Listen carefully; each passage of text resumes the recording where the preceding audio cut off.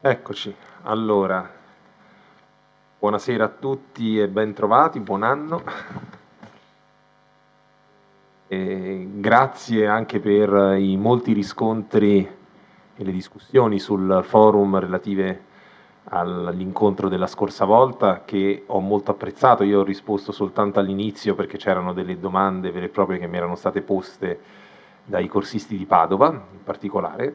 Ma ho continuato a seguire ovviamente diciamo, i thread di discussione e anche le molte sperimentazioni, le molte prove che sono state così, condivise e mi ha fatto piacere che queste sperimentazioni anche in classe insomma, siano andate bene, mi sembra di capire, e ho anche raccolto diciamo, molto materiale che mi sarà utile in futuro, appunto dicendo che non si tratta soltanto di un'idea così peregrina, ma che sono state provate, diciamo, queste esercitazioni anche in classe hanno avuto un buon esito, quindi grazie e ovviamente sono grato a tutti voi quando mi potete dare riscontri di questo tipo, non per forza positivi, anche negativi, critiche, obiezioni, perché appunto si tratta di un percorso che stiamo facendo insieme ormai da anni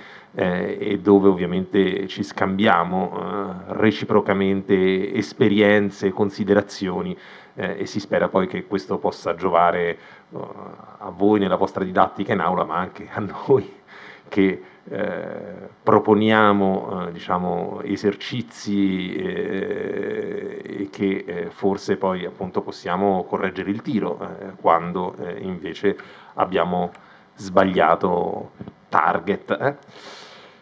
La scorsa volta abbiamo parlato della fantasia della grammatica, cioè di come si possa sfruttare la creatività degli alunni per agevolare la comprensione di nozioni astratte come quelle appunto della grammatica, dell'analisi grammaticale, ancor di più dell'analisi logica e del periodo.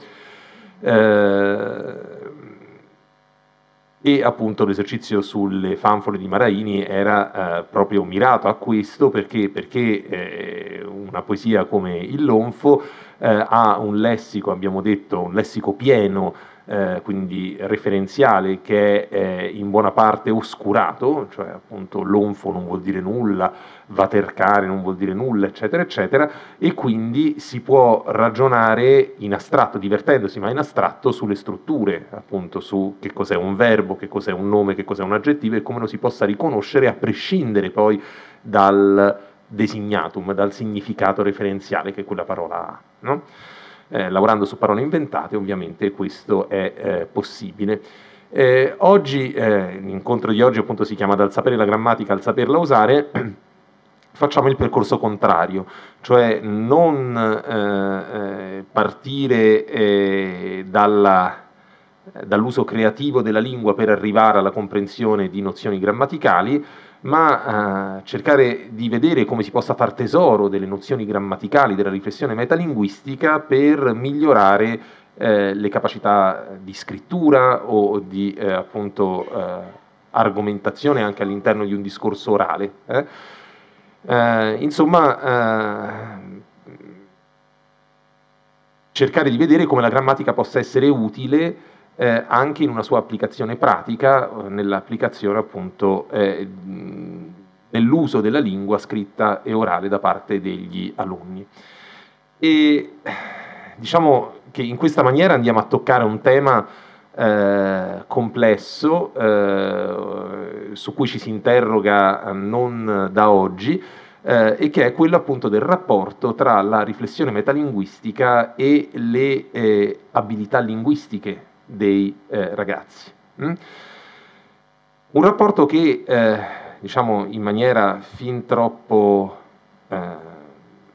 banalizzante e diciamo pure oggi possiamo dire sbagliata, nell'Ottocento era visto come di causa-effetto diretto, cioè era comune nell'Ottocento diciamo, è un'idea che resiste ancora oggi, il pensare che tanto più diciamo, si conosce la grammatica della propria lingua, tanto meglio poi si riesce a scrivere e parlare. Insomma, studiare la grammatica serve a scrivere e parlare meglio.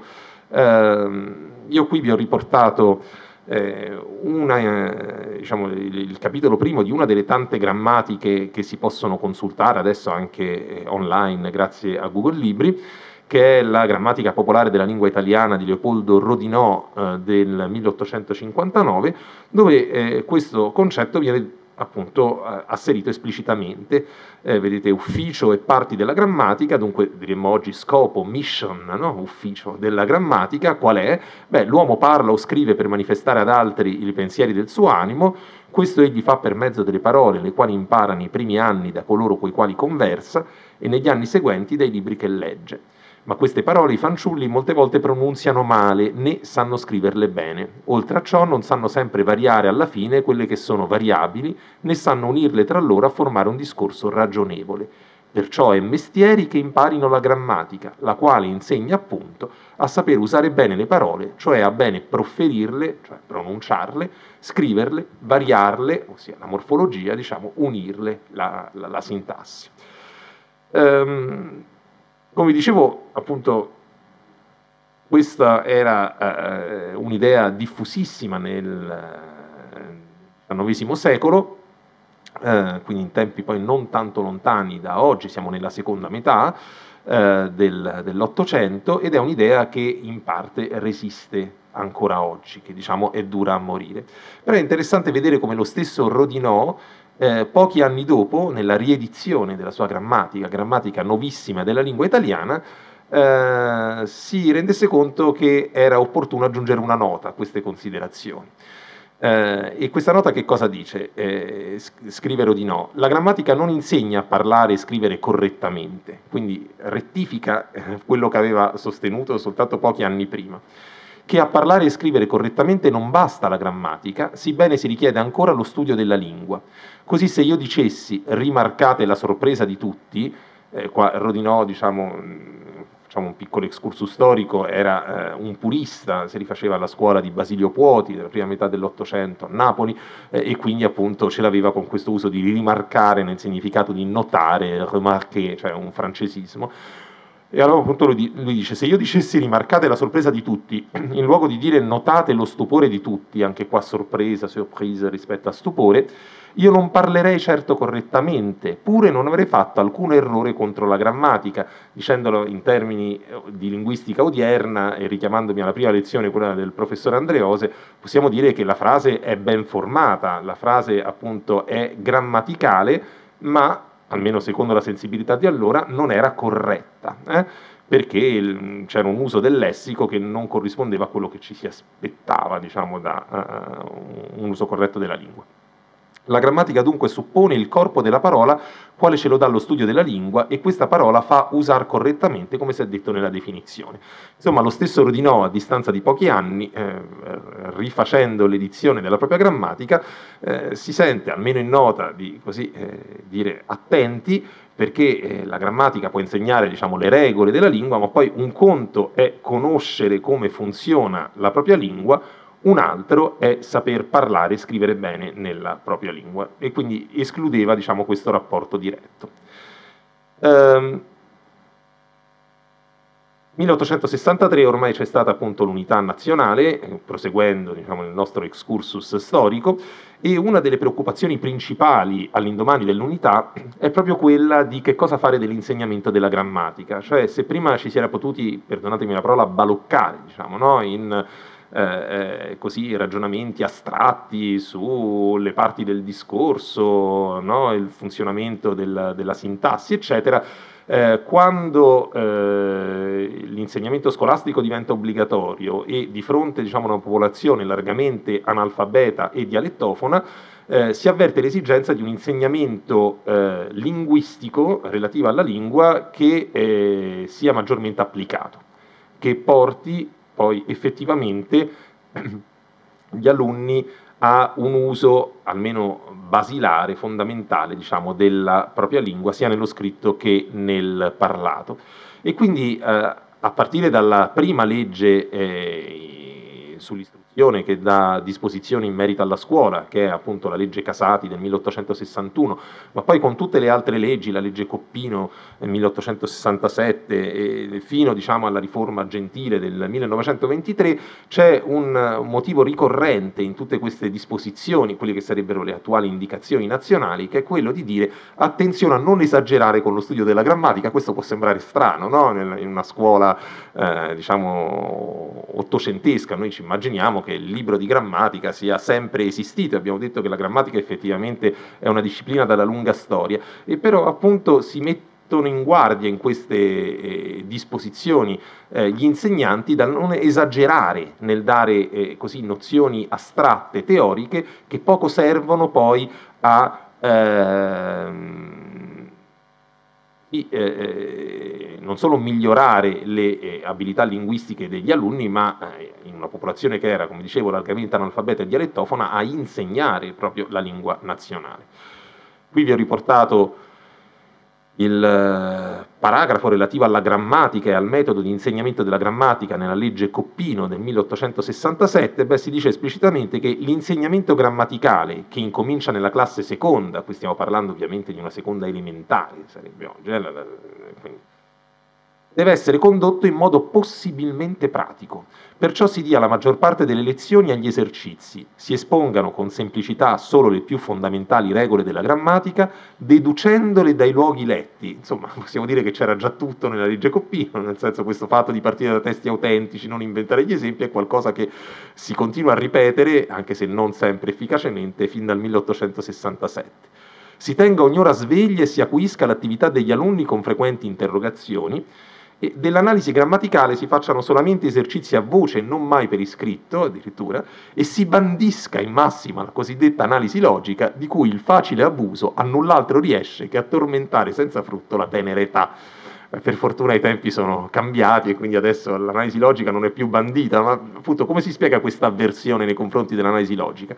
Si spiega considerando il fatto che la priorità, l'emergenza di quel momento era effettivamente quella di fornire agli alunni, agli scolari, gli strumenti di base per una conoscenza appunto essenziale della lingua nazionale a livello sia parlato sia scritto. Bene. Passando al XX secolo, un punto di svolta importante che diciamo, porta a maturazione alcune delle intuizioni che già c'erano appunto in queste leggi, disposizioni di legge della seconda metà dell'Ottocento, è la riflessione di carattere appunto didattico-pedagogico di Giuseppe Lombardo Radice, a cui dobbiamo l'introduzione del termine e anche della nozione di educazione linguistica, che è quella che poi diciamo oggi si usa comunemente, cioè l'idea che la sola grammatica non basti, che quello che bisogna fare a scuola è una educazione, un addestramento all'uso della lingua e non soltanto, diciamo, dare gli elementi per una conoscenza delle strutture, quindi non soltanto riflessione sulla lingua, ma educazione alla lingua, e per questa educazione linguistica. Giuseppe Lombardo Radice, diciamo, ebbe la fortuna, insomma, si diede il caso fortunato per cui Lombardo Radice era amico e consulente di Giovanni Gentile, e dunque, anche se Lombardo Radice era antifascista, diciamo, il collegamento con Gentile fece sì che molte delle sue idee fossero recepite poi nella riforma Gentile, che dunque va in questa direzione sempre di un'applicazione pratica, di un'educazione linguistica più che di un insegnamento della grammatica fine a se stesso. Ma soprattutto le sue idee vengono riprese poi nel secondo dopoguerra, e non tanto negli anni 50, ma quando negli anni 60, alla fine degli anni 60, il periodo della contestazione, diciamo, l'insegnamento scolastico tradizionale e in particolare quello della lingua, quello della grammatica, diventa oggetto di critiche inaudite che non c'erano, ma insomma, non si erano sentite prima, con episodi, diciamo, molto noti come quello della celeberrima lettera a una professoressa degli allievi della scuola di Barbiana di Don Milani.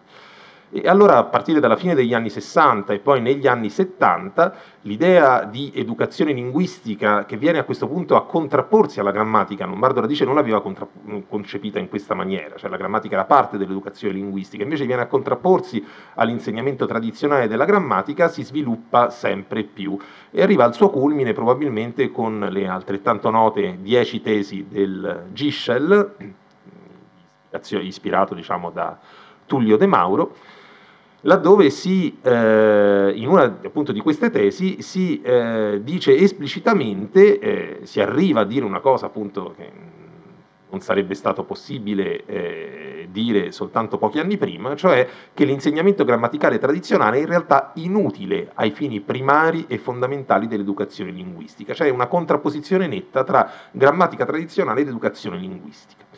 Leggiamo questa tesi molto nota. Se anche le grammatiche tradizionali fossero strumenti perfetti di conoscenza scientifica, c'è prima tutta una parte in cui si critica l'impostazione delle grammatiche tradizionali, sulla base di quegli elementi di debolezza che abbiamo visto anche negli scorsi incontri. Qui si dice, in questa maniera non servono a nulla, ma seppure fossero corrette, diciamo, alla luce delle acquisizioni della linguistica moderna, il loro studio servirebbe allo sviluppo delle capacità linguistiche effettive soltanto assai poco, cioè solo per quel tanto che, tra i caratteri del linguaggio verbale, c'è anche la capacità di parlare e riflettere su se stesso, la cosiddetta riflessività delle lingue storico-naturali e o autonomicità delle parole che le compongono. Pensare che lo studio riflesso di una regola grammaticale ne agevoli il rispetto effettivo è più o meno come pensare che chi meglio conosce l'anatomia delle gambe corre più svelto, chi sa meglio l'ottica vede più lontano, eccetera. Ecco, questa è forse la critica più radicale a cui si sia arrivati all'insegnamento della grammatica tradizionale, che di fatto riformato, diciamo reso più stimolante, più divertente, però è quello che andiamo proponendo anche qui. Quindi diciamo, in un'interpretazione alla lettera di questa tesi, un corso del genere di riflessione sull'insegnamento della grammatica non avrebbe alcun senso, nel senso che bisognerebbe rinunciare a scuola alla grammatica in nome appunto dell'educazione linguistica, cioè dell'addestramento alla scrittura, al saper scrivere e parlare bene, e anche ovviamente al saper decodificare i testi, quindi anche alle abilità ricettive, che sono componente essenziale, lo aveva già detto Don Milani, lo ripete il Gischel, lo dicono Raffaele Simone e altri appunto linguisti che intervengono in quell'epoca, componente fondamentale, essenziale, diciamo, dell'essere cittadini, del poter partecipare alla vita pubblica, no? C'è una dimensione anche molto politica, politico-sociale, diciamo, dell'uso della lingua. E effettivamente non si possono dare tutti i torti, diciamo, al Gischel, perché in maniera così esplicita riconosce il fatto che un conto è la riflessione sulla lingua e un conto è la capacità di scrivere, parlare bene oppure comprendere un testo più o meno complesso. È emerso anche dalla discussione, no, nel forum che si sono succeduti prima e dopo Natale. Alcuni corsisti hanno parlato della propria esperienza in classe e hanno detto, diciamo, mi è capitato di tutto, mi è capitato di persone che capivano molto bene la grammatica e non sapevano scrivere bene, oppure persone che non erano brave nell'analisi grammaticale, l'analisi logica, eppure poi scrivevano, no, temi elaborati di vario tipo in maniera brillante. Quindi è effettivamente vero che non ci sia un legame diretto tra la riflessione metalinguistica e diciamo poi le abilità linguistiche effettive degli studenti. Va però detto che ovviamente siamo in un clima di contestazione, cioè bisognava smontare un ingranaggio che resisteva da secoli, quello appunto dell'insegnamento tradizionale della grammatica e della lingua, e quindi ovviamente che, come si fa in tutti i periodi di rivoluzione, diciamo, si è esagerato, proprio perché si voleva scardinare, diciamo, quel sistema. Nel senso che, proprio riprendendo il paradosso fatto appunto dal gruppo del Gischel, non è poi così tanto vero che per correre bene non serva a nulla conoscere l'anatomia. Cioè, non si impara a correre sapendo, conoscendo come funzionano i vari muscoli del corpo. Questo è vero, si impara a correre prima. E lo stessa cosa si può dire della lingua, si impara a parlare, anche a scrivere, diciamo, prima di fare una riflessione reale, prima che si abbiano anche gli strumenti cognitivi per fare una riflessione, diciamo, sulle strutture della lingua e su come funziona la lingua. Però poi, per perfezionare, diciamo, questa capacità, è importante anche interrogarsi su che cosa si fa. Non è tutto naturale, non è tutto implicito, va bene? È quella grammatica implicita che diventa grammatica esplicita e che serve non soltanto alla riflessione metalinguistica, ma serve anche a migliorare le proprie capacità produttive e ricettive. Infatti qua vi ho riportato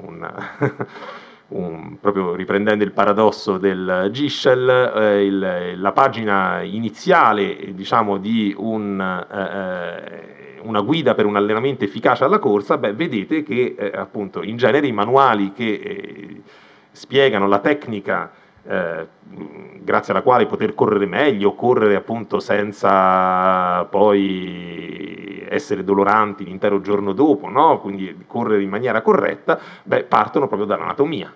Cioè dicono, va bene, adesso tu sai correre, però hai dei problemi, no? Non riesci a raggiungere una certa velocità, non riesci ad avere una certa resistenza, oppure sì, corri per un giorno, poi devi stare fermo per un mese perché ti fa male dappertutto. Allora si vede che fai degli errori. Cerchiamo di capire allora come funziona, che cosa stai facendo quando corri. Ed è significativo perché? Perché il parallelo regge, cioè la stessa identica cosa per quel che riguarda appunto le capacità produttive di scrittura o anche quelle orali di cui parleremo nei prossimi incontri.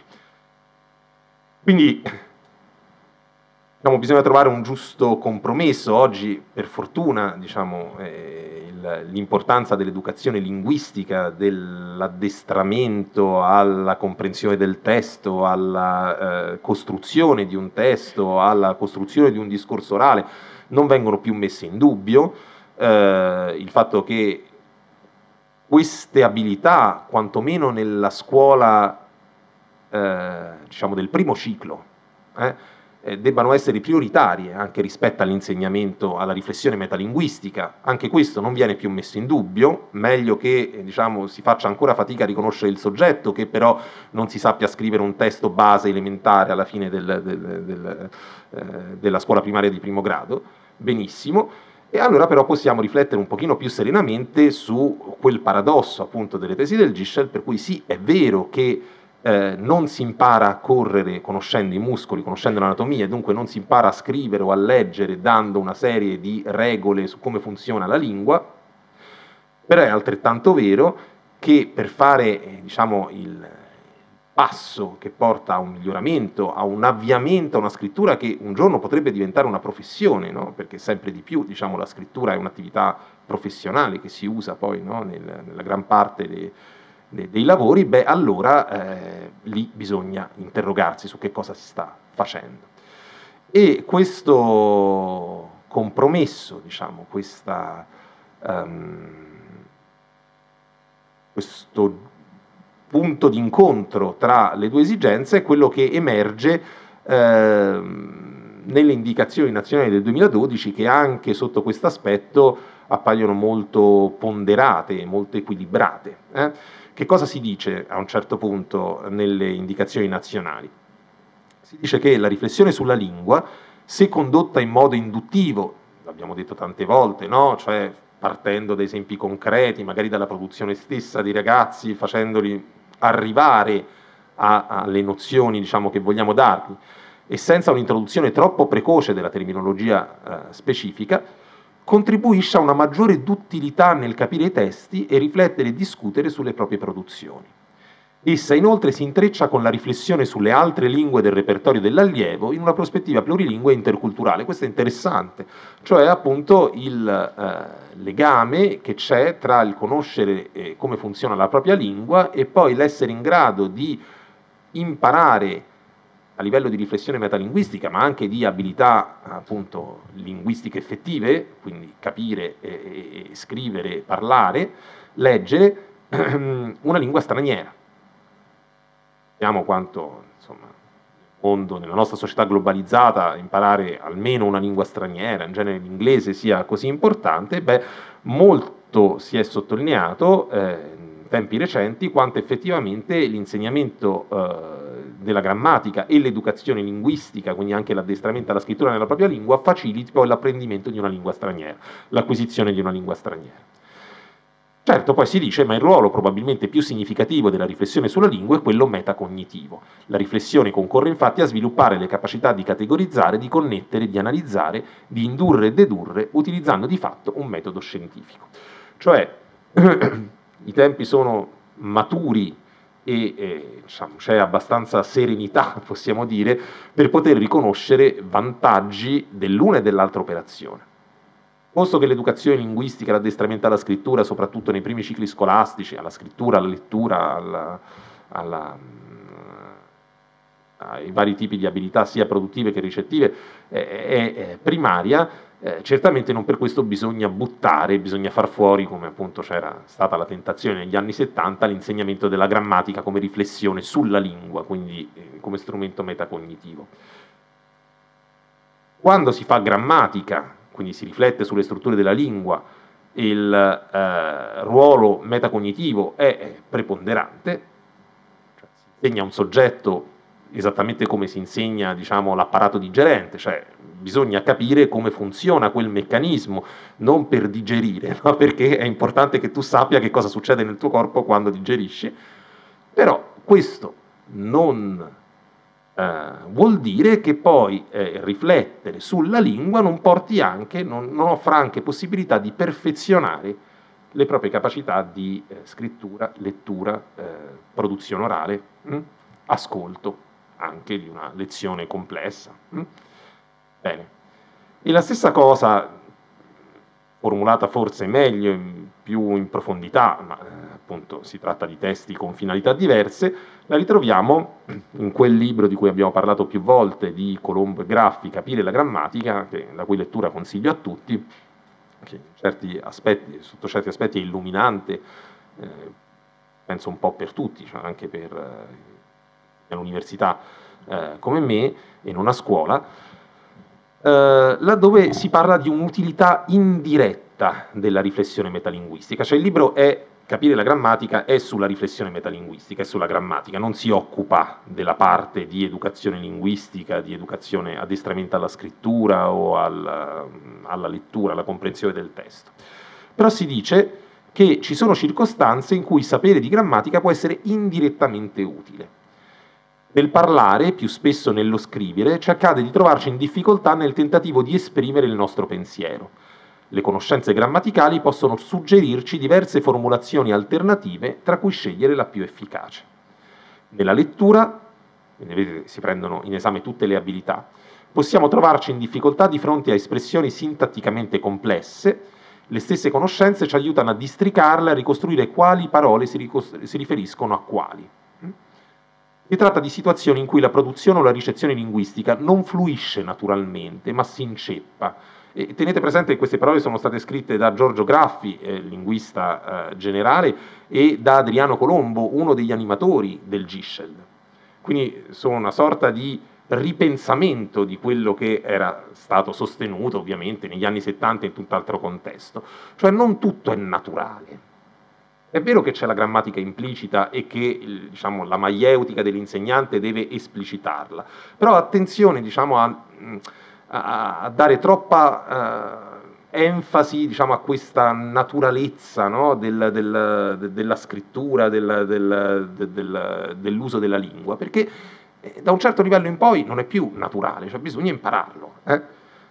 E allora appunto per testi complessi, sia nella loro ricezione sia nella loro produzione, a un certo punto può essere che ci si inceppi e quindi è necessario un attimo di riflessione.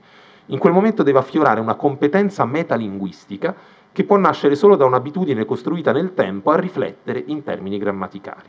Detto altrimenti, un parlante competente ha bisogno non solo di produrre e ricevere significati, ma anche di vedere, tra virgolette, molto bella questa immagine del vedere, da quali parole e relazioni tra parole sono veicolati. L'esperienza comune ci dice che questa attitudine non è innata e spontanea, ma va costruita. Bene? Quindi questo excursus storico è servito diciamo così, a mettere a fuoco che cosa? Che da una visione che oggi riteniamo non solo semplicistica, ma del tutto sbagliata, cioè quella per cui c'è un collegamento diretto, una relazione diretta tra il sapere la grammatica e il saper usare bene la lingua a livello ricettivo e produttivo. Si è passati poi gradualmente a una posizione, diciamo pure estrema dall'altra parte, cioè quella per cui le due cose sono completamente irrelate, non c'entrano nulla e anzi a scuola bisogna dar peso all'educazione linguistica e non tanto alla grammatica, che diciamo è una sorta di accozzaglia di informazioni, peraltro neanche adeguate scientificamente e quindi di cui si farebbe meglio a meno perché non serve a niente, anzi può essere persino dannosa, ha una posizione di compromesso che dice servono tutte e due, è chiaro che hanno scopi diversi, non si insegna la grammatica per diciamo, far sì che gli scolari scrivano meglio e non si fanno scrivere meglio gli scolari perché così, cioè, questo non vuol dire che poi imparino la grammatica, però ci sono delle aree di comunicazione tra queste due discipline, che sono quelle appunto che vanno ricercate dall'insegnante nell'ora di italiano. Allora, diciamo riassumendo e semplificando, da una parte abbiamo la riflessione metalinguistica, l'insegnamento della grammatica, diciamo, almeno nella sua concezione tradizionale, poi si possono cambiare i termini, le nozioni, ma insomma è riflessione sulla lingua che si rivolge quindi alle strutture della lingua, al funzionamento della lingua. Dall'altra abbiamo lo sviluppo delle competenze linguistiche, che è l'obiettivo primario appunto insegnanti di italiano, e che serve, si rivolge sia alle abilità ricettive, dunque la lettura e l'ascolto, sia alle abilità produttive, la scrittura e la produzione orale. Come vedete si tratta di due ambiti separati che si rivolgono, cioè hanno due finalità appunto separate. Un conto è voler insegnare agli scolari a conoscere il funzionamento della propria lingua, un conto è voler loro insegnare a leggere un testo complesso, ad ascoltare un discorso complesso, a scrivere un testo quantomeno elementare e a poter organizzare un discorso. Però poi ci sono vari punti di connessione, di comunicazione tra queste diverse finalità e diversi ambiti. Uno di questi punti l'abbiamo visto la volta scorsa, laddove abbiamo fatto il percorso che va, diciamo, dalle abilità linguistiche, ricettive e produttive, verso la riflessione metalinguistica, cioè come sfruttare la creatività e le abilità linguistiche effettive degli scolari per arrivare alle conoscenze di grammatica, la riflessione sulla lingua. L'esercizio sull'onfo era di fatto questo, no? Cioè cambiate, ma cambiate individuando tutti i verbi e poi sostituiteli con altri verbi e quindi in questa maniera ti faccio capire che cos'è un verbo. Te lo faccio capire senza richiederti di comprendere, diciamo, un testo che ha dei contenuti referenziali, perché ti ho tolto, no? L'ha fatto Maraini in realtà, ma ho tolto appunto l'elemento referenziale e tu adesso ti puoi basare sulla sola forma delle parole e puoi capire dunque il funzionamento nella forma, la morfologia e la sintassi ovviamente. Il percorso su cui vorrei soffermarmi oggi è il percorso opposto, cioè appunto che cosa posso usare della riflessione metalinguistica per provare a migliorare poi le abilità di scrittura, di comprensione della classe. Bene, è chiaro che Non tutti i livelli d'analisi della lingua si prestano ugualmente bene, diciamo, a questa operazione. Una riflessione in astratto sulla sintassi, ecco, una riflessione sulla sintassi è molto più astratta di riflessione su altri livelli della lingua e diciamo faccio più difficoltà a usarla poi per ricadute pratiche nell'abilità di lettura o di scrittura. E, continuo a ripetere, è importante aver presente il fatto che saper riconoscere un soggetto, una proposizione finale o un avverbio sono comunque, diciamo, hanno valore in sé. Questo, diciamo, è pacifico adesso, cioè non è che per forza bisogna ritrovare in tutto una ricaduta pratica. Ci sono però altri livelli che si prestano meglio a questa interazione per vari motivi. Uno, perché sono più difficilmente sistematizzabili e dunque è più difficile trattarne in maniera completa come si può trattare invece di analisi logica, analisi del periodo. Sono livelli certamente della lingua ma che sfuggono a una sistematizzazione troppo netta. E dall'altra perché effettivamente sono maggiormente sfruttabili, applicabili nella ricezione, nella produzione, quindi nelle abilità linguistiche effettive. Quali sono questi livelli? Ma certamente il lessico e le relazioni semantiche, quindi omonimia, sinonimia, antonimia, polisemia, eccetera. Beh, allora, uno dei grandi problemi che ci si pone nell'insegnamento della lingua, penso dalle elementari all'università, nel senso che discuto sempre nei corsi che facciamo di italiano scritto, quindi i corsi di recupero per chi non supera il nostro test d'ingresso venendo dalle scuole superiori, è sempre questo, cioè una delle più grandi lacune che si riscontrano è proprio quella di tipo lessicale. Un lessico limitato, diciamo, incapacità a saper definire o contestualizzare delle parole che diciamo, fanno parte del lessico intellettuale di base, però, e quindi sono strumenti fondamentali anche del pensiero poi per l'insegnamento universitario. Però dall'altra parte poi ci sono 30 ore a disposizione, in queste 30 ore a disposizione si fa di tutto, punteggiatura, qualche volta ortografia addirittura, conviene qualche volta dare qualche nozione di grammatica in più, piuttosto che soffermarsi sul lessico, perché? Perché tutti i docenti, i nostri contrattisti, sono anche insomma, molto bravi, volenterosi ovviamente, dicono ma io non so come impostarla una lezione sul lessico, le lezioni sul lessico, che faccio? Prendo il vocabolario e gli dico adesso vi imparate tutte queste parole che secondo me dovete sapere una volta che siete studenti universitari, no? Sfugge, essendo una categoria di per sé aperta, sfugge a un insegnamento sistematico. E anche a tassonomie imposte a priori, perché ci sono moltissimi modi di classificare le parole fra di loro, no? Diverso invece per le preposizioni diciamo, non abbiamo tante possibilità, per le parole invece sì.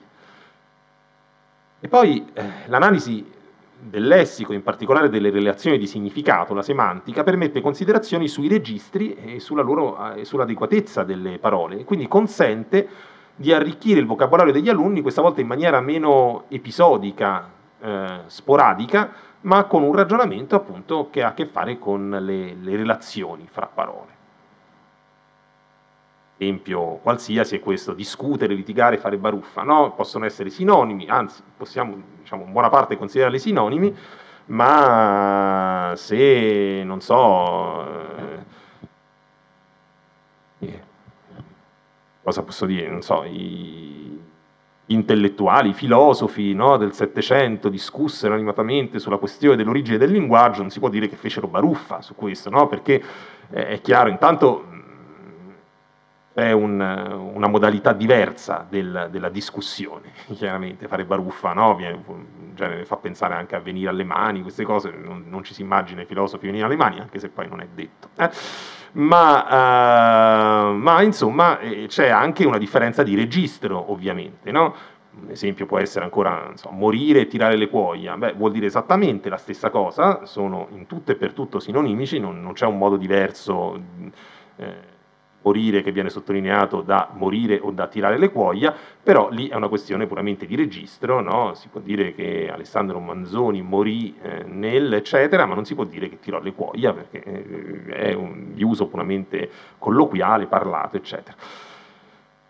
Quindi le relazioni di omonimia, di sinonimia, eccetera, portano a una riflessione che è certamente sulla lingua, ma su un ambito della lingua di cui si parla poco nelle lezioni di grammatica e che forse viene trattato meglio laddove lo si faccia interagire con le abilità effettive degli scolari.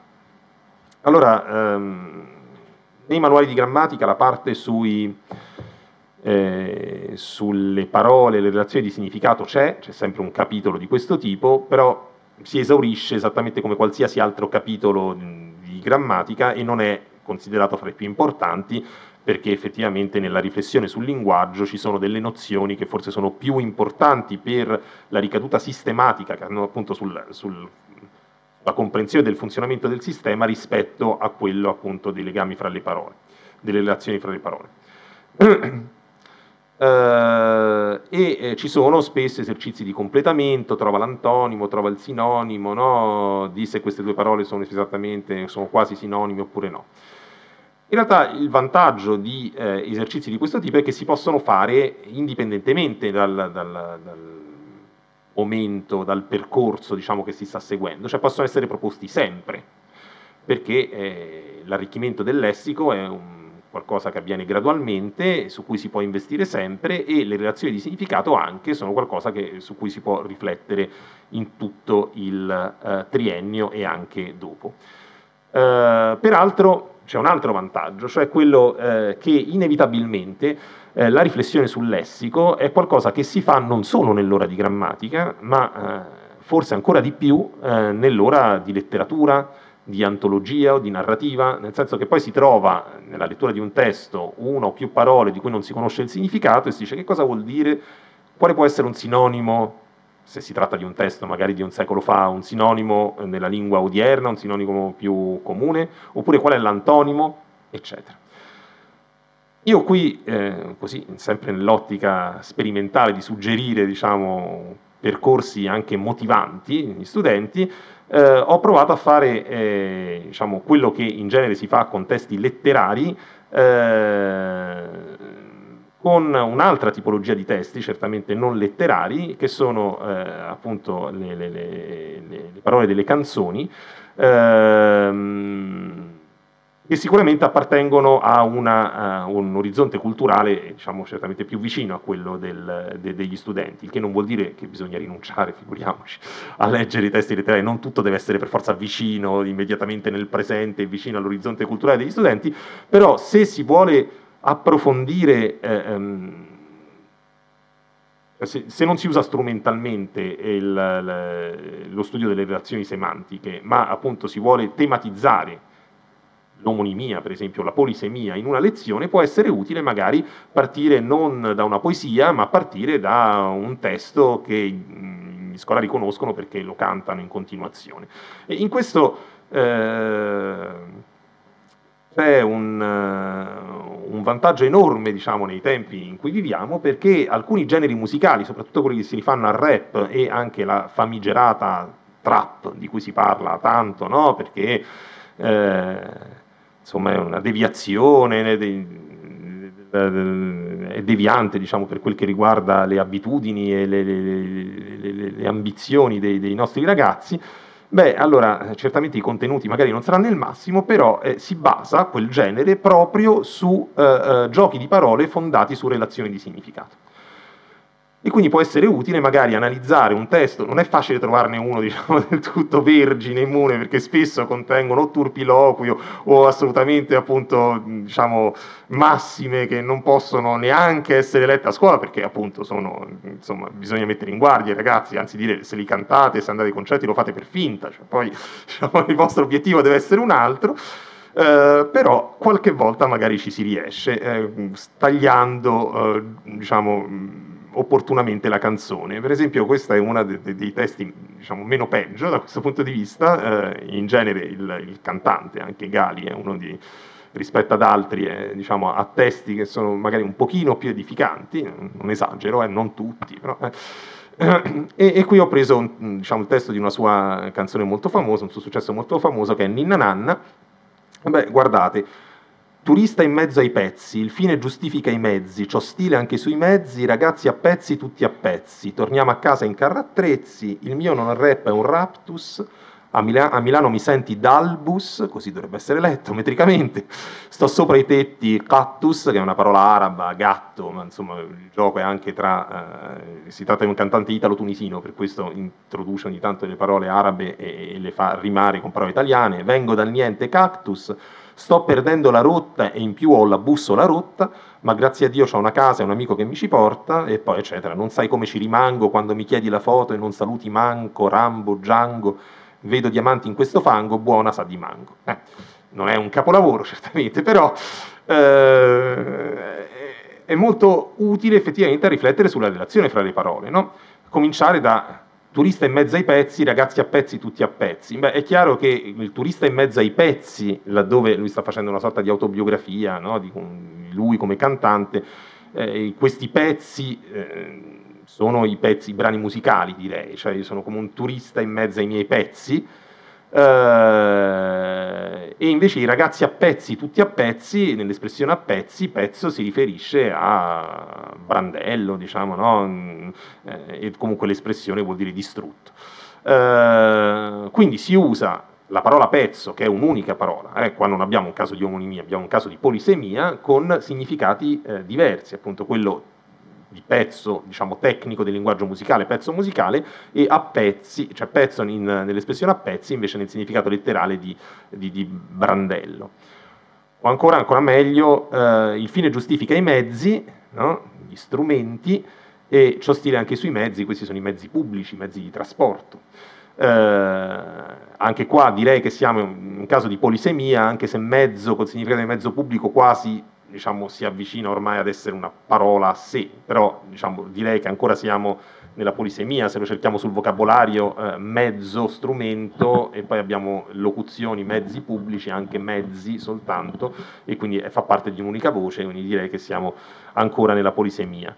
E invece un caso di omonimia è sto perdendo la rotta in più alla bussola rotta, perché qua chiaramente cambia proprio la categoria lessicale, no? La rotta sostantivo, quella che si sta perdendo, e in più alla bussola rotta, rotta invece qua participio passato di rompere, usato con funzione attributiva, quindi è un aggettivo.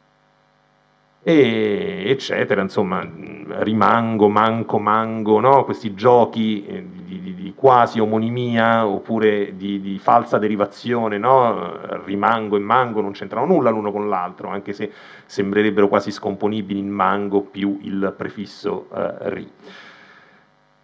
A partire da un'analisi di questo tipo, appunto, sulle relazioni di significato fra le parole, poi, insomma, se si volesse ancora continuare a far interagire fra di loro materie che spesso sono compartimenti stagni, si potrebbe ritornare, diciamo, alla letteratura e per esempio spiegare il concetto di rima equivoca, che certamente magari non si introduce in genere alla secondaria di primo grado, ma che in un caso del genere si può dire: guardate che questo meccanismo qui, quello di far rimare mezzi e mezzi però con significati diversi, in realtà esiste da tantissimo tempo nella poesia. Se andate a leggere i poeti provenzali, se andate a leggere i poeti delle origini nostri, alcune rime per esempio di Dante, queste sono piene di esercizi di questo tipo, perché è considerata una particolare abilità del poeta, quella di far rimare due parole esattamente uguali ma con significati diversi, no?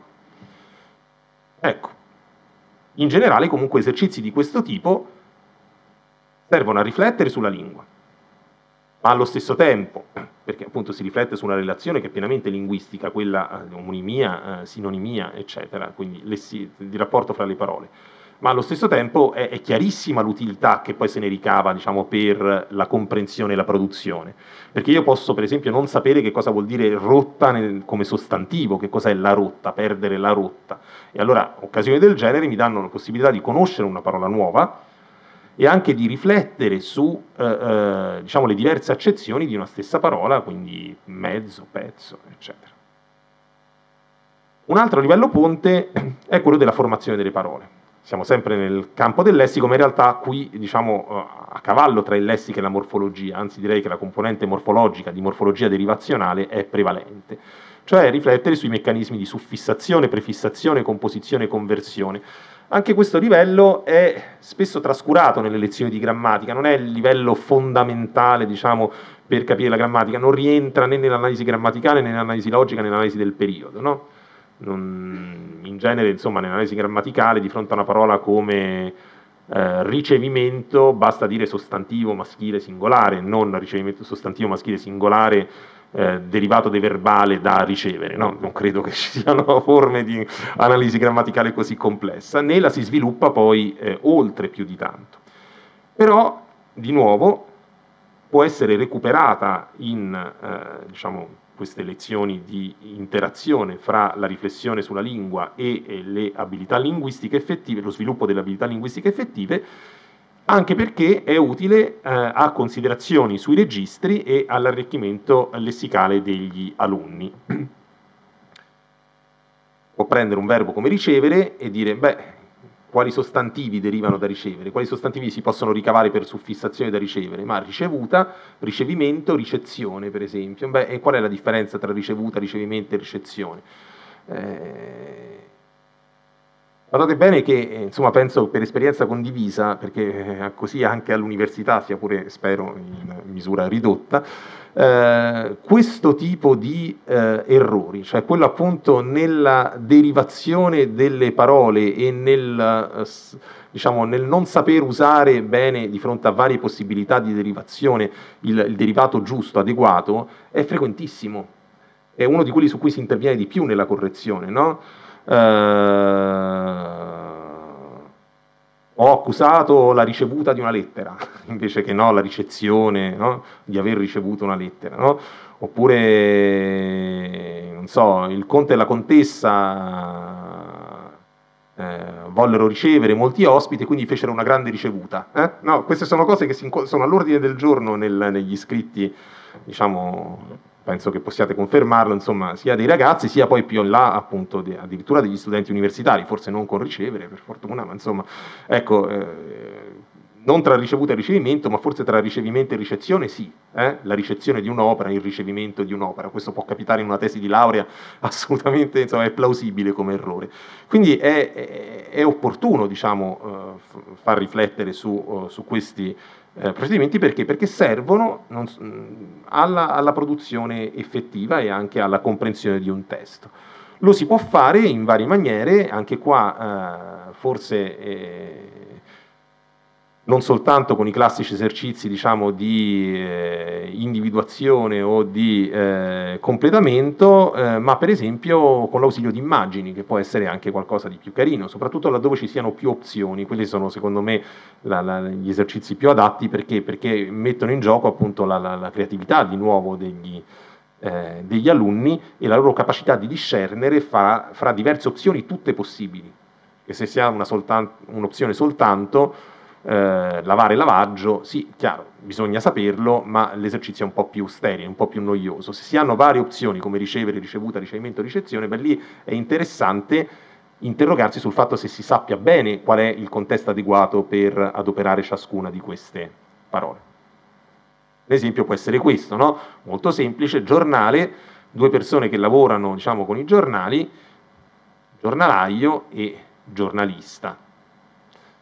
Oppure, un po' più complesso, bravo.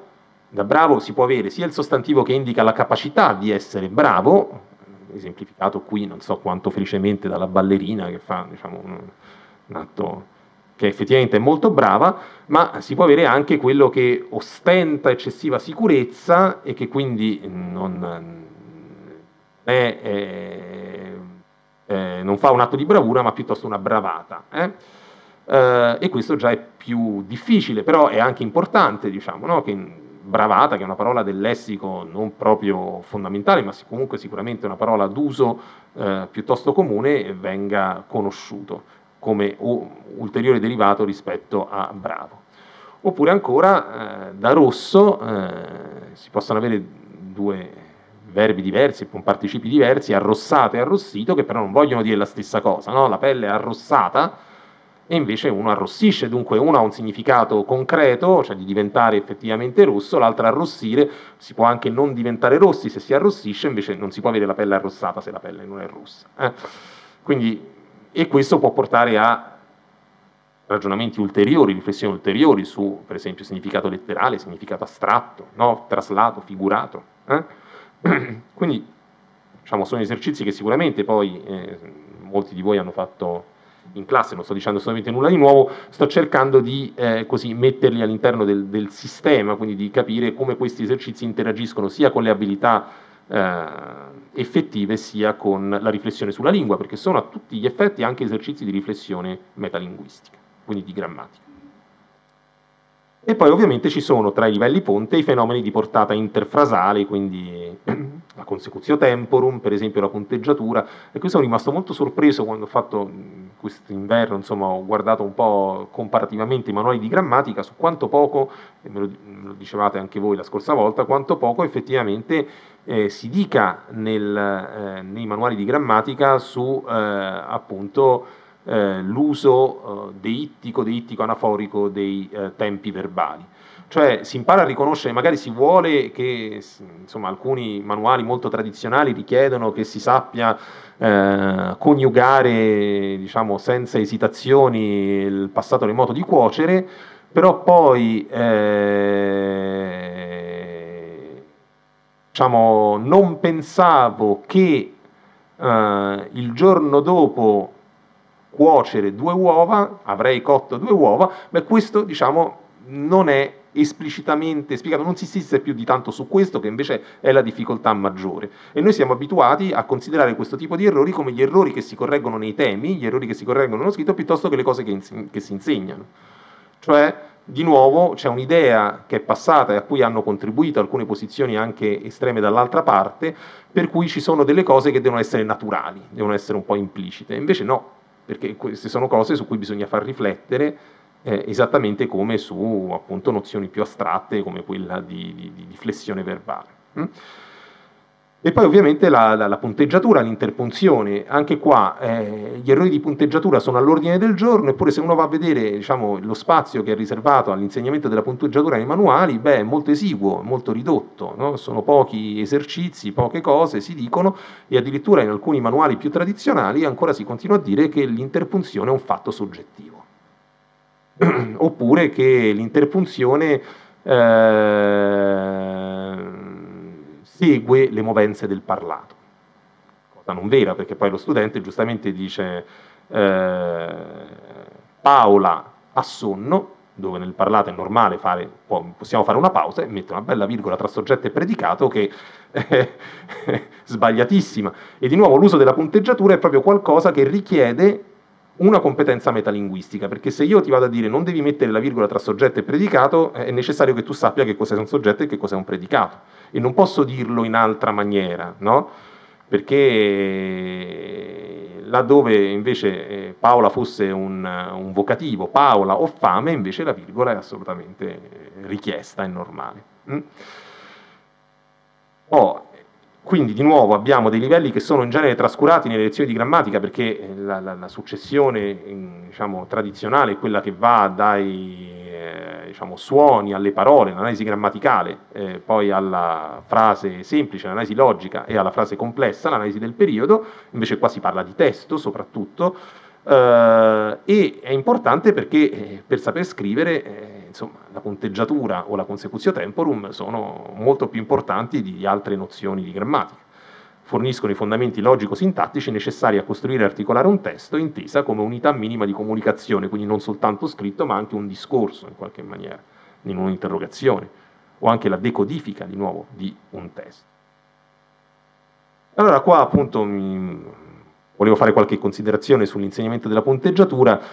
Questa è una frase famosa, diciamo, del grande scrittore argentino Julio Cortázar. La frase appunto si traduce: se l'uomo sapesse realmente il valore che ha la donna, andrebbe a 4 zampe alla sua ricerca. E lui diceva: la virgola è la porta girevole del pensiero, usava questa immagine molto bella, l'interpunzione, e diceva: dove mettereste voi la virgola qui, no? Quindi se l'uomo sapesse realmente il valore che ha la donna, andrebbe a 4 zampe alla sua ricerca.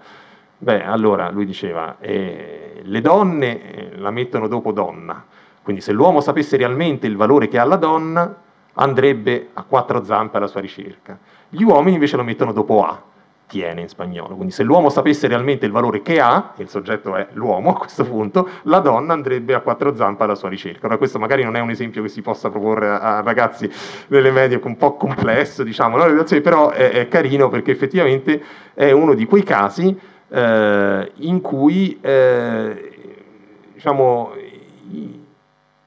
introdurre l'interpunzione, quindi la punteggiatura in un testo, vuol dire non soltanto mettere, diciamo, così, usare dei meccanismi che sono stati imparati in automatico, per cui, no, non so, correggere un testo dove c'è un'interpunzione sbagliata, per esempio c'è la virgola tra soggetto e predicato che in nessun caso, quasi in nessun caso può andare, oppure mettere la virgola dopo un vocativo, che sono operazioni quasi automatiche e dunque come al solito noiose, ma è carino far vedere come, secondo come interpungi il testo, beh, allora poi il significato cambia, e quindi anche far prendere coscienza, consapevolezza del fatto che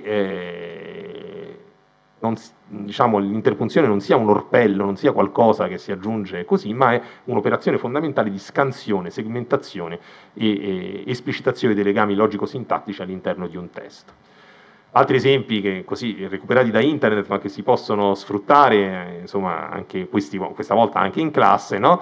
Vado a mangiare, virgola, nonna, o vado a mangiare senza virgola, vado a mangiare nonna, e questo è un caso di cannibalismo, no? Quindi una virgola salva la vita, quindi espressioni di questo tipo.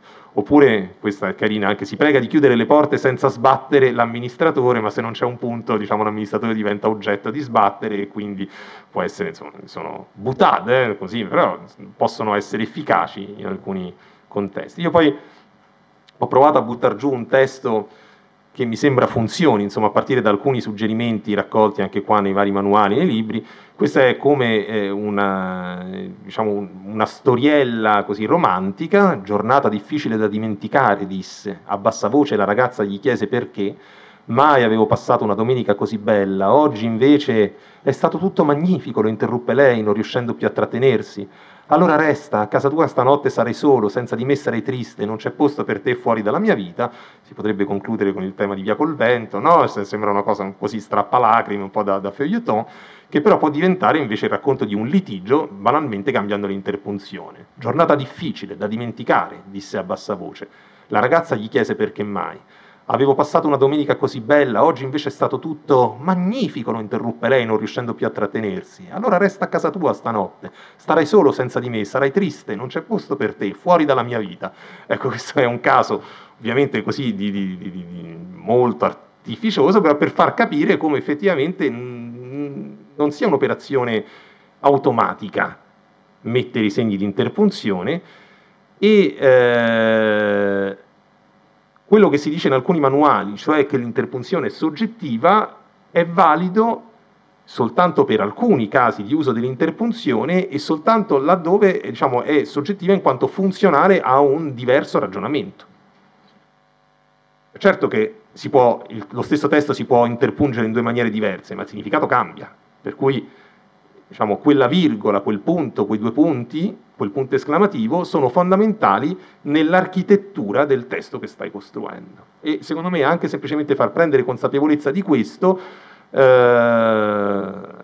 motiva a un'attenzione maggiore ad alcuni aspetti che invece non, come diciamo, la punteggiatura, che in genere non hanno grande importanza nella percezione degli allievi. Ovviamente, diciamo, qui abbiamo parlato di vari livelli che si prestano meglio di altri a una diciamo, interazione fra la riflessione sulla lingua e l'uso applicato, quindi le abilità effettive nell'uso della lingua, ma tutti i livelli si possono prestare a questo tipo di interazione, un po' più con difficoltà, attraverso lo strumento di cui abbiamo parlato, a cui abbiamo dedicato un incontro intero nello scorso ciclo di lezioni, che è quello delle scritture sì creative ma con vincolo, vincolate, con vincolo grammaticale ovviamente. Cioè si può sempre chiedere ai ragazzi di scrivere un racconto, un saggio, un qualsiasi tipo, però facendo attenzione all'uso di alcune parole, di una categoria particolare di parole, oppure di una categoria particolare di frasi, e quindi facendo interagire ciò che hanno imparato della lingua con la loro capacità di scrivere testi. Di questo se ne sono resi conto ormai da tempo i manuali, per cui per fortuna almeno in alcuni manuali di grammatica spesso abbiamo degli esercizi, anche delle tracce di temi, diciamo in qualche maniera, degli esercizi di scrittura come questi. Svolgi l'esercizio con un compagno, inventate un dialogo tra due amici che si raccontano l'un l'altro le novità della prima media. Cercate di usare il maggior numero possibile di pronomi e aggettivi indefiniti. Potete incominciare così: come sono i tuoi professori? Quasi tutti sono professoresse, Andrea. Questo è un esercizio a corollario ovviamente di una lezione sui pronomi. E quindi, fatta la lezione di grammatica, si può anche chiedere, vabbè, mettetevi in gioco, giochiamo con la lingua, provate a fare un testo in cui però dovete usare il maggior numero di pronomi e aggettivi, e come al solito si può fare una gara, vince chi ne usa di più, vince chi li usa meglio, eccetera. Oppure per quel che riguarda l'analisi logica, divisi in coppie, ciascuno descriva 3 persone della classe in poche righe, usando almeno un predicato verbale, un predicato nominale, un verbo copulativo con un predicato del soggetto. Questo, diciamo, forse un pochettino pesante come esercizio, no? Cioè la consegna già in 1, 2, 3, 4, 5, 6, 7, 8 righe scoraggia, no? Uno dice basta, preferisco fare il classico esercizio di individuazione, diciamo, me la cavo prima. Però ecco, è interessante che in questa grammatica si dica, venga esplicitato in gioco, cioè si metta in luce il fatto che si tratta di un esercizio creativo e non puramente di riconoscimento di completamento. E questo per l'analisi del periodo, in un testo di circa 10 righe, consiglia a un amico la lettura di un libro, la visione di un film che ti è piaciuto, usando almeno 2 proposizioni indipendenti di tipo esortativo e 2 periodi. Verso il compito di realtà, perché questo magari è un po' meno divertente, ma effettivamente è un test argomentativo e dunque è uno poi dei testi, diciamo, delle tipologie testuali che, diciamo, sarà più comune usare nella propria vita da adulto, diciamo, professionale e no. Bene, allora, finito questa, ecco, è passata, sono le 4, per cui effettivamente, diciamo, abbiamo finito la parte così di riflessione generale. Volevo introdurre invece l'attività del laboratorio. Farò un'introduzione all'attività del laboratorio adesso e poi avremo i soliti 10 minuti di pausa in cui qui da Venezia e anche dagli altri poli mi potranno essere rivolte domande sia relative a quello che ho detto finora, sia in merito all'attività di laboratorio, e poi invece il tempo che resta lo dedicheremo al laboratorio. Allora, perché ho scelto l'oroscopo? Per vari motivi, diciamo, ovviamente alcuni contingenti, insomma è gennaio, leggendo tutti questi giornali a ridosso di Capodanno, per cui no, vaticini di vario tipo, e quindi è una tipologia testuale che avevo fresca nella memoria dalle letture dei giornali. Poi, diciamo, la professoressa di scuola a cui ho chiesto di sperimentare questo testo mi aveva appena detto, appunto a una seconda classe di secondaria di primo grado in questo momento, e diciamo avevano appena terminato la lezione appunto sugli antonimi. E quindi appunto serviva un esercizio di manipolazione testuale che contenesse aggettivi o comunque diciamo anche sostantivi, verbi che esplicitassero alcune qualità, in genere positive o anche negative, in modo tale che si potessero trovare, diciamo, l'antonimo, e l'oroscopo ovviamente si presta bene a questo tipo di esercizi. Ma ecco, la cosa interessante è che a differenza degli esercizi che abbiamo visto prima, questi qua appunto, queste scritture vincolate, che sono ovviamente per l'economia del libro, del manuale, sono alla fine del capitolo relativo al singolo tema e quindi insistono su quel tema, ma sono un po' noiosi, un po' artificiali, l'abbiamo visto, da proporre. Gli esercizi che fanno interagire riflessione sulla lingua e abilità effettive riescono al meglio quando appunto giocano sulle abilità integrate, quindi su ricezione e produzione, comprensione del testo e poi manipolazione, questo è evidente. E l'oroscopo in questo si presta perché comunque ha anche se a noi sembrano testi semplici, perché appunto sono testi che uno per lo più legge per svago, ovviamente insomma è necessario dire da subito, se no appunto anche nella lezione di italiano, soprattutto in quella di scienze, forse anche quella di italiano, che non c'è nulla di vero, non c'è nulla di dimostrato, insomma, no? L'oroscopo è una cosa che si fa così, perché è importante, no? Sono comunque ragazzi giovani che non hanno sempre tutti gli strumenti critici, quindi possono pensare che se si insegna l'oroscopo a scuola allora è tutto vero, no, questo no, però una volta già il fatto che li si fa giocare sul testo dovrebbe manipolare il testo, vuol dire che non si tratta della Bibbia, ecco, che si tratta di testi che possono essere manipolati a piacimento. Fatta questa introduzione, però si tratta di testi non facilissimi, perché hanno una buona dose di retorica, adesso lo vedremo, e anche una terminologia specifica. Infatti, ecco quello che dicevo, la comprensione del testo è tutt'altro che immediata in realtà, per via delle frequenti figure retoriche, cioè gli oroscopi sono pieni di iperboli, di metafore, di litoti, no? Quindi non si dice mai sarà un anno brutto, diciamo forse non sarà bello come, no? Ti aspettai, ma questo non vuol dire che è tutto un non per cercare di evitare di dire vabbè, veramente quest'anno per te è tremendo perché la congiuntura astrale è quella che è. Linguaggio figurato, per cui per esempio nei testi, non so se avete avuto il modo di guardarli, però si parla del professor Saturno, oppure di frenare l'emorragia del conto corrente. Beh, questo è difficile, no? Quante immagini, poi frenare l'emorragia del conto corrente, no? Per dire state attenti a non spendere troppo. Oppure il lessico specialistico dell'astrologia, trigono, quadratura, si stabilisce in il pianeta, la casa, e quindi questo un po' va spiegato che cosa intendono con questo, senza entrare nei dettagli in cui non saprei entrare neanch'io, ma insomma questo è positivo, questo è negativo, no? Così. Quindi è un buon esercizio anche di comprensione testuale, di decodifica del testo. Poi sono testi che si prestano bene a una valutazione comparativa con discussioni in classe, perché ci sono chiaramente, diciamo, al di là delle figure retoriche, alcuni gli oroscopi di alcuni segni che sono migliori di altri, e in questo appunto chi fa l'oroscopo deve saperlo dire. Qualche volta ci sono queste stelline, no? Che in questo oroscopo qui però non c'erano e quindi possono essere inserite dagli alunni, e anche lavori sulla connotazione positiva e negativa di aggettivi, nomi, verbi e quindi sull'antonimia. Favorevole, sfavorevole, propizio, di nuovo sfavorevole. Che cosa c'è? Vedremo dopo. Slancio, per esempio, il contrario di slancio che può essere, non so, stasi, depressione, no? Ristagno. Adesso si possono trovare vari sinonimi. Poi è stimolante, direi, un po' in tutto, e su questo ne ho avuto la riprova nell'unica sperimentazione che sono riuscito a fare grazie appunto alla collaborazione di due professoresse della provincia di Roma. Intanto perché appunto è un'attività che è percepita come non scolastica, poi perché riguarda, ovviamente ognuno si sente riguardato, nel senso che ognuno ha un segno zodiacale, può trovare il suo e leggersi l'oroscopo, e quindi che coinvolge in primo piano gli alunni.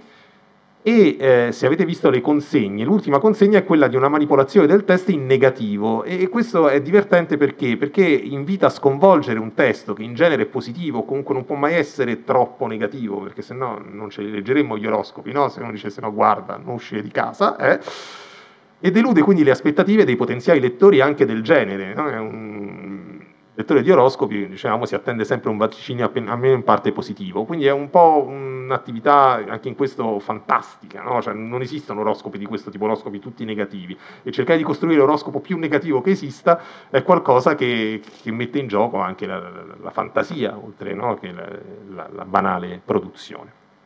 Allora, nella consegna che vi avevo dato, appunto, avevo preso un unico segno, cioè l'idea è questa: lavorare ovviamente in classe per operazioni di questo tipo, almeno nella prima fase, cioè quando si propone per la prima volta un esercizio di questo tipo. Poi, una volta che i ragazzi sono rodati, si possono anche dare dei compiti a casa, ma secondo me all'inizio è bene lavorarci insieme. Ognuno si legge il suo oroscopo, la prima consegna era appunto quella di leggere e fare domande se appunto non si capiscono alcune parole, perché è fondamentale che appunto ci sia una comprensione del testo, ci sono espressioni insomma che non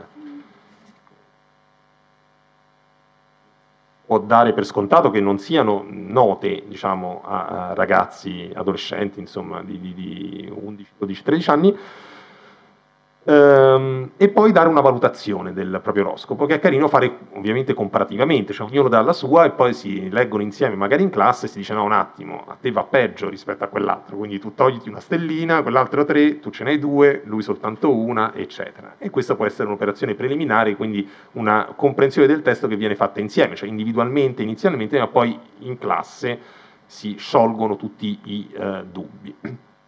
Poi a quel punto, a mio parere, è opportuno lavorare su un unico oroscopo per vari motivi, un unico segno, per vari motivi. Uno, perché così l'attività si può fare collegialmente in classe e non dividere, diciamo, ciascun studenti per gruppi, poi magari c'è un segno che ha un alunno solo, un segno non c'ha nessuno, quindi diventa un numero troppo grande di testi per poter essere gestito da un solo insegnante. E poi perché appunto anche nella manipolazione sarà questo lavoro che si fa è propedeutico alla manipolazione e quindi poi si potrà guidare la manipolazione se si parte da un unico testo e di nuovo si potranno confrontare i vari risultati.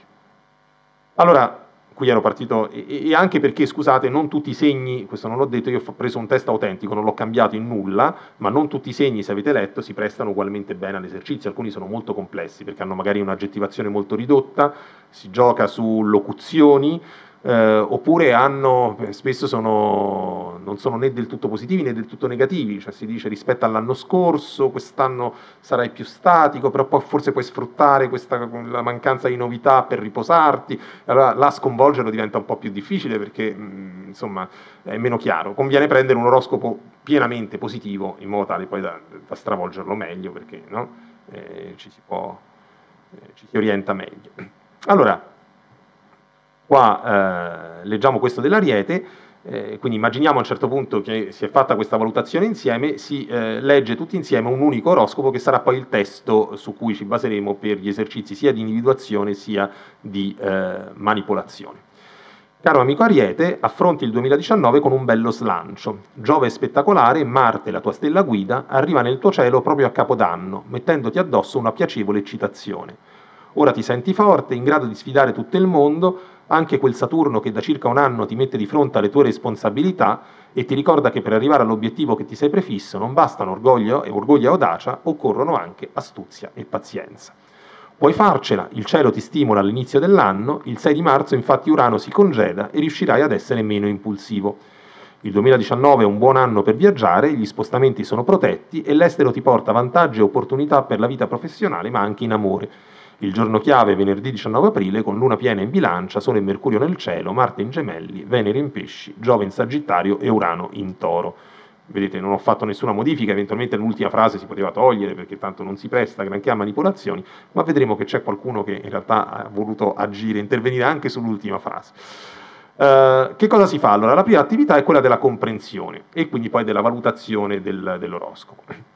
Beh, c'è un lessico che non è di immediata comprensione, congedarsi. Beh, può essere che congedarsi manchi nel vocabolario di studenti appunto delle scuole medie.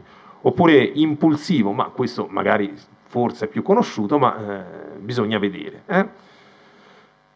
In altri oroscopi, come quello dei pesci, possono esserci locuzioni più complesse, fragore della mitraglia, no? Dopo un 2018 dominato dal fragore della mitraglia. Qua bisogna sapere che cos'è il fragore, che cos'è la mitraglia, cosa che forse non è tanto facile, e poi soprattutto capire che è una metafora. Quindi non è immediato per niente. Oppure placare, beh sì, alcuni lo sapranno, altri non lo sapranno, e quadratura che invece fa parte del lessico tecnico dell'astrologia. Anche qui se uno non ha una mamma, magari un papà che sono appassionati, no, di segni zodiacali e quindi sente parlare di trigoni e quadrature da quando è nato, magari non lo sa. Oppure appunto espressioni così colloquiali, idiomatiche come no, Giove in Sagittario ti fa le pulci. Pianeti pesanti, che cosa vuol dire pianeti pesanti? Sono i pianeti maggiormente influenti, però potrebbe non essere chiaro immediatamente. Quindi diciamo in ognuno di questi testi ci sono delle criticità lessicali E qua ovviamente sta l'iniziativa poi dei ragazzi che leggono, dire non ho capito questo, che cosa vuol dire quest'altro, so che non è sempre facile, che spesso e volentieri leggono, non capiscono, ma neanche si interrogano su quali sono le parole che non hanno capito, magari appunto si può stimolare, no? Passando magari per i singoli banchi, dire hai capito questo, quest'altro, preparandosi prima quali possono essere i punti più critici. Ecco, un oroscopo come questo dove si dice che Giove in Sagittario ti fa le pulci e che i pianeti pesanti non ti favoriscono ma nemmeno ti disturbano, nel momento in cui lo si deve andare a valutare, secondo me più di 2 stelle non ha, perché insomma ha tanti caveat, non è che dica va tutto bene, ti dice vabbè non ti va tanto male, quindi 2 stelline, 1 stellina. Rispetto a quello dell'Ariete, affronti il 2019 con un bello slancio, Giove spettacolare, piacevole eccitazione, eccetera, beh, questo ha 3 stelle, è di più. Quindi questo è un primo esercizio, anche, si può impostare anche una discussione, no? Anche per stimolare la capacità di argomentare dei ragazzi sul perché tu ritieni, hai dato 3 stelle al tuo oroscopo, ma perché ritieni che abbia 3 stelle? Perché ritieni che sia meglio del mio? No? Questo è un esercizio che anche si può fare a livello orale. Passiamo alla seconda parte, la seconda consegna. Mi rendo conto che neanche 2 ore diciamo, bastano in classe per fare una cosa del genere, quindi si può anche selezionare il tipo di attività che si vuole fare, si può fare un'unità didattica che magari non è sull'oroscopo ma su un test diciamo, che pongono meno problemi dal punto di vista, non so, scientifico, però ecco, la tipologia potrebbe essere questa. L'individuazione delle parole che esprimono qualità positive e negative e la loro classificazione grammaticale, perché avete visto c'è una tabella che vi ho dato che è divisa per aggettivi, nomi e verbi. Cioè si richiede comunque un certo livello di riflessione sulla lingua, non soltanto che cosa è bello e che cosa è brutto, non soltanto ragionare quindi sulla semantica, sulla connotazione, ma anche sulle parti del discorso, perché? Perché è importante anche riflettere sul fatto che in genere se voglio connotare qualcosa come positivo o negativo mi servo soprattutto dell'aggettivazione, cioè far capire anche la funzione delle parti del discorso, non soltanto un riconoscimento. Questo è proprio quando mi incepperò, quando dovrò scrivere un testo e dovrò dire, non so, dovrò fare un giudizio, dovrò essere ben consapevole che dovrò agire soprattutto a livello degli aggettivi. Questo è qualcosa che va saputo e si può imparare in questa maniera. Allora qua, per esempio, per gli aggettivi abbiamo bello, spettacolare, piacevole, forte, impulsivo, buono, protetto.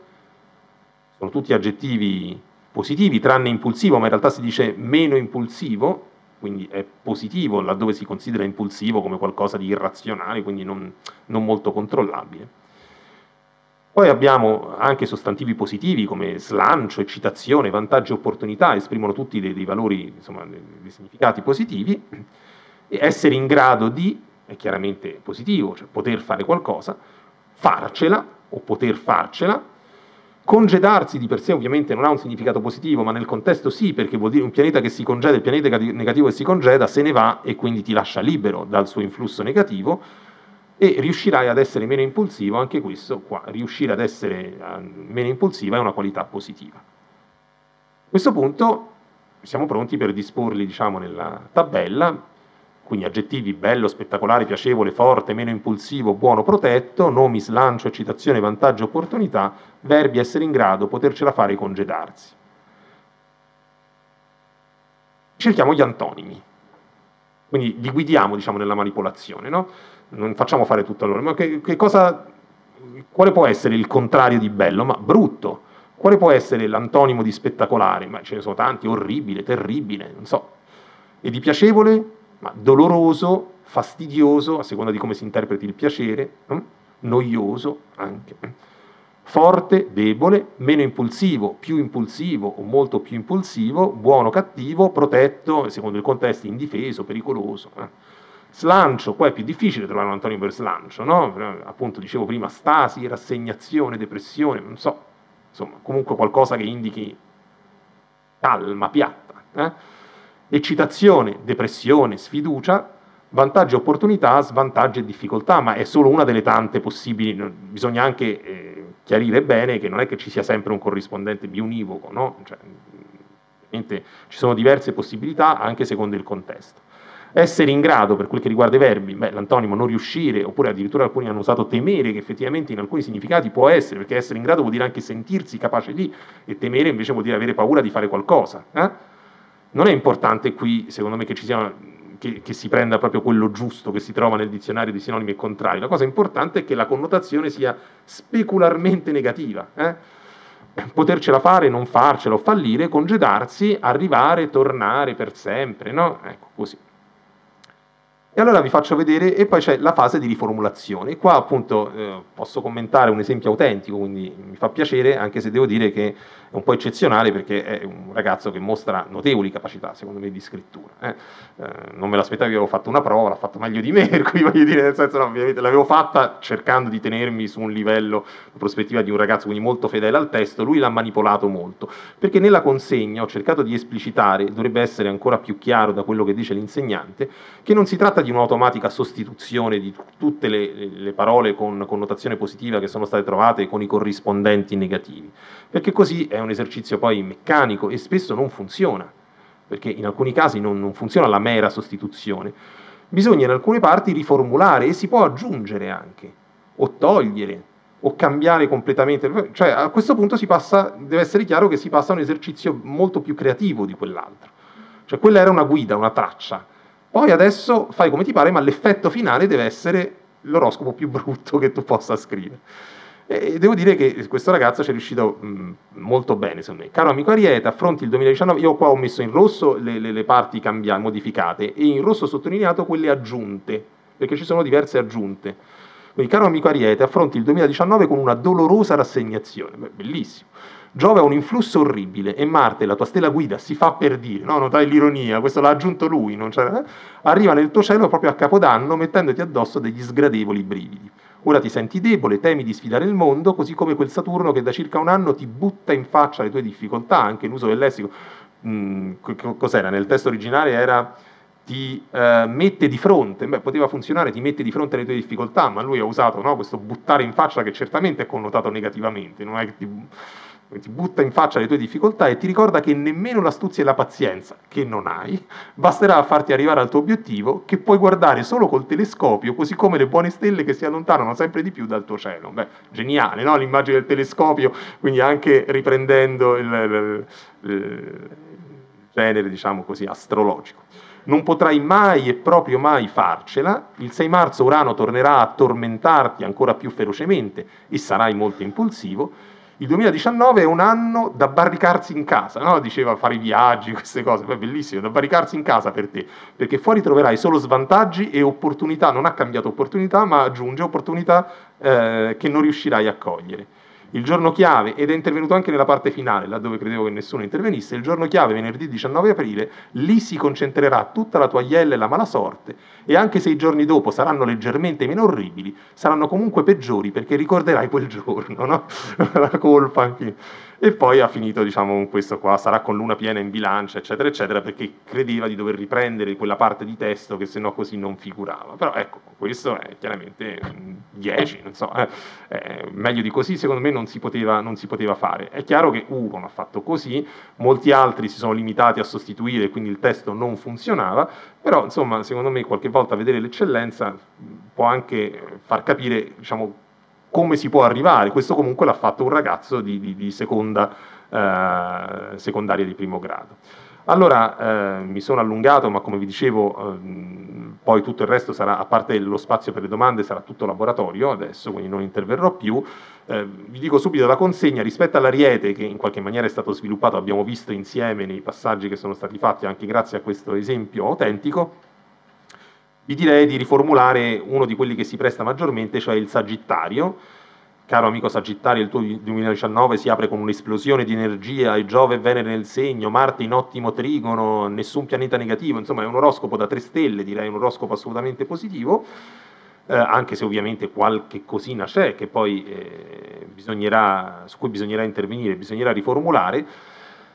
L'attività non è soltanto la riformulazione, la manipolazione, perché insomma, non ho dubbi sul fatto che tutti quanti siate capaci, diciamo, di farla e anche molto bene, ma più che altro bisognerebbe, diciamo, simulare un'esercitazione in classe, dunque fare i vari passaggi, cioè leggere l'oroscopo, individuare, come abbiamo visto prima, quelle che possono essere le parole, diciamo, di più difficile, o le espressioni di più difficile comprensione, se ce n'è qualcuna, quelle che dovrebbero essere spiegate, diciamo, in classe, fare una valutazione, sì, vabbè, abbiamo detto è un oroscopo molto positivo, ma insomma magari argomentare del perché è così positivo, e poi appunto di individuare le parole con connotazione positiva o negativa che sono nel testo, distinguendo fra aggettivi, nomi e verbi, individuare gli antonimi e a quel punto proporre, diciamo, una manipolazione. Penso che nel tempo che avete, che sarà, allora aspettate, adesso facciamo una pausa, quindi riprendiamo, diciamo, a 35, 20 minuti buoni quantomeno, se non di più. Diciamo è un'operazione che si possa fare agevolmente, e poi vediamo se riusciamo a leggerne qualcuno, se no, diciamo, ne discutiamo nel forum. Bene? Sospendiamo l'audio per una decina, sì, sospendiamo l'audio per una decina di minuti. Se ci sono domande su quanto ho detto, dicevo, sia nella parte introduttiva sia nella presentazione dell'attività di laboratorio, ci riaggiorniamo alle 4:35.